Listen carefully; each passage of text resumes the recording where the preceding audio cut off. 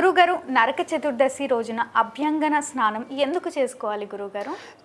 ప్రధానంగా ఏంటంటే అమ్మా, నరకాసురుడు చనిపోతూ కూడా కృష్ణ పరమాత్మని ఒక వరం అడుగుతాడు.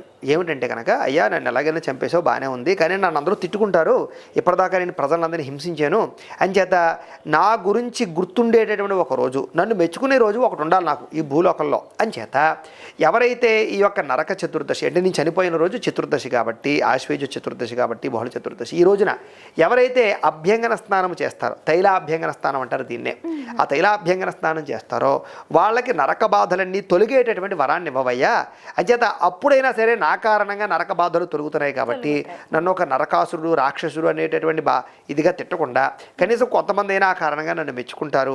అంచేత ఈరోజు అభ్యంగన స్నానం చేసిన వాళ్ళందరికీ నరక బాధలు తొలగే వరాన్ని ఇవ్వమంటే కృష్ణ పరమాత్మ తథాస్తు అని దీవించాడు. అందుచేతే ఈ రోజున అంటే ముఖ్యంగా ఇప్పుడు ఈ సంవత్సరం అయితే కనుక 20వ తారీఖున దీపావళి నరక చతుర్దశి కలిపి వచ్చేసాయి కాబట్టి ఆ రోజునే ఉదయాన్నే తైలాభ్యంగన స్నానం చేయాలి. అంటే నువ్వుల నూనె ఖచ్చితంగా రాసుకుని సగ్గా నలుగు పెట్టుకుని కుంకుడికాయ రసంతో తలస్నానం చేయడాన్ని తైలాభ్యంగన స్నానము అంటారు.